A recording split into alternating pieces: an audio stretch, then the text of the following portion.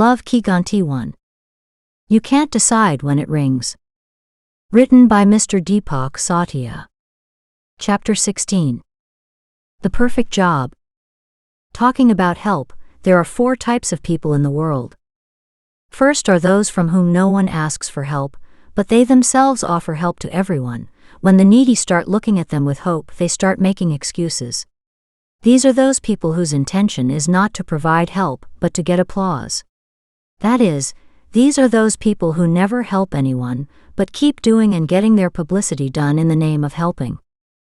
Secondly, those from whom everyone asks for help, but they are so busy that they are not able to help everyone at the right time. Third, those from whom very few people ask for help. That's why they work hard to help the needy in every possible way. Fourthly, those from whom no one asks for help, but they silently keep trying to help at their level. If they can help, they feel that they have made good use of the power given by Mother Nature. If they are not able to help, they console themselves by saying that our efforts were perfect. Perhaps there are still some shortcomings in our ability. O Mother Nature, make us stronger so that we can provide proper help next time.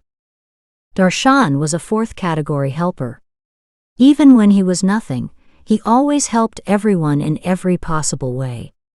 Some wise people considered this habit of his as foolishness. So they fooled him again and again. But Darshan considered it a strength and not foolishness. If a thirsty person looks at you with hope, so it is clear that you are well for him. Thinking like this, Darshan always sought maximum strength from Mother Nature. After becoming rich, of course, Darshan kept his relatives away from him, but he had given direct instructions to his mother and brother not to take his permission before helping anyone. Darshan's younger brother took this learning to the next level, and created an account where all 3 of them kept adding money in the name of helping. Whenever someone needed help, money was withdrawn from the same account and help was provided. In this way, Darshan was also helping those relatives whom he did not allow even to come near him. That day his distant brother told Darshan about his problem. Darshan knew that Raju had not told him his problem as an excuse to ask for a job. Still, as per habit, Darshan sought the strength of Mother Nature on this matter too. Of course it took 2 weeks, but Darshan got success. In the 3rd week, Darshan called Raju to the university. Raju did not know the reason, yet he immediately took leave from the hotel on Darshan's call. That day, at the university gate, Raju did not see the young security guard with whom he often talked. From the day he came to the university for the first time, he became friends with a young security guard named Janakraj Natyal. Janak Bai came out of Raju's mouth because he saw Janakraj Natyal in the parking lot. Janakraj was standing near a shiny new car parked in the parking lot. When Raju saw Janakraj's expression, he understood that Janakraj had fallen in love with that car. One day your brother will have it, Janakraj told Raju his thoughts. Raju encouraged Janakraj and said, it will definitely happen, and he looked at the car carefully. That car seemed familiar to Raju. This was Darshan's car. The day Raju saw Darshan in the car showroom, Darshan was standing next to this car. After looking at the car for some time, Raju moved ahead. Just then he got a call from Darshan. Darshan asks him to come to the university canteen.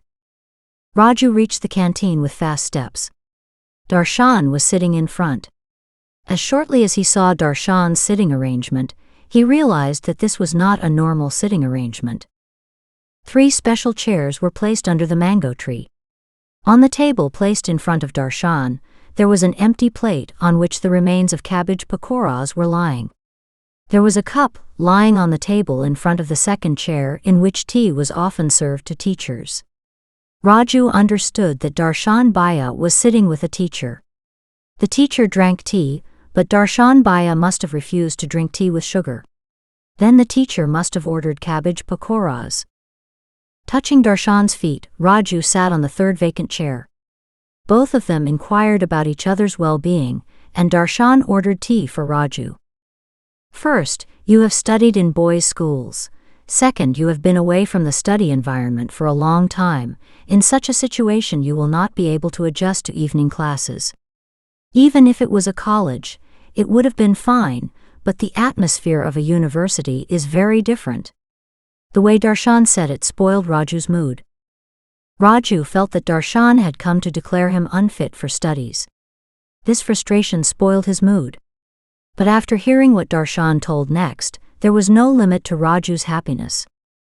I think you should take up a job in this canteen right now. By staying here, you will get used to the university environment, and can also go to classes from here in the evening. I have found that all the lecturers who take evening classes are very good, said Darshan with a twinkle in his eyes. It was clear that in Darshan's point of view, this was the best option for Raju. Raju became happy while giving a "what should the blind man ask for" just 2 eyes expression. It was clear that he also liked this idea very much. But he quickly spotted a major loophole in the idea. Bhaiya, what you are saying is right, but I have already asked here. There is no vacancy here. I won't get a job here. These words suddenly came out of worried Raju's mouth. Hearing this, Darshan smiled. He called Raju close to him and whispered in his ear, "Everyone wants to establish relations with rich people." Raju understood the point of Darshan, but he did not understand the context of it. Within a short time, when the canteen owner himself prepared tea made with Dage Wali Mishri for Darshan, Raju realized that due to the influence of Darshan, his job had been confirmed. "How did you like the tea?" the canteen owner asked. "If you had served me such tea during my college days, I too would have become something." In a typical rich man's style, Darshan reminded the canteen owner that he had often flatly refused to fulfill his wish. Many years ago, whenever Darshan asked to make tea with Dage Wali Mishri, the canteen owner used to rebuke him. Today the same owner himself had bought Dage Wali Mishri from the market. Darshan used to sit under the mango tree under which he was sitting. He often used to arrange canteen chairs at the same place. Then this same person used to curse him a lot. He even complained about it to the professor. "Sir, we always rearrange the chairs back while leaving. We don't like the noise there, so we relax by sitting in the lap of nature for some time." Darshan had given this argument in his defense. Then the owner of the canteen convinced the professor that if he didn't stop Darshan and his friends, then other students would also start sitting here by copying them. They will not rearrange things like them. Those glasses, plates and chairs will be kept here. Therefore, this anti-system boy will have to reform immediately. Today, for the same anti-system boy, the canteen owner himself had arranged for chairs to be installed at his favorite place.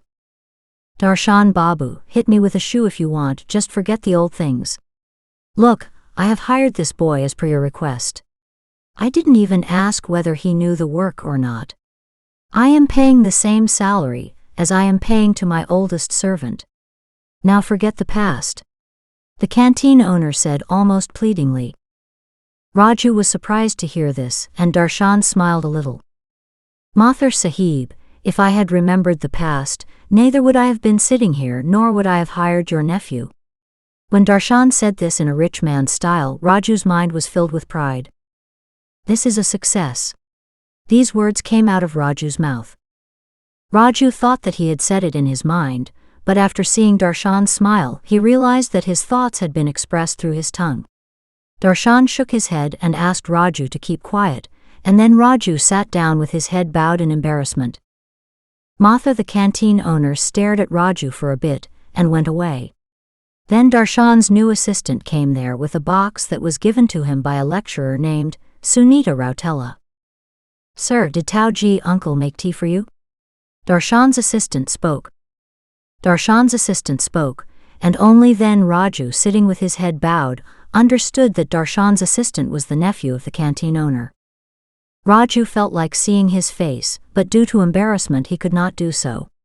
Along with embarrassment, he was extremely happy that he had got his dream job.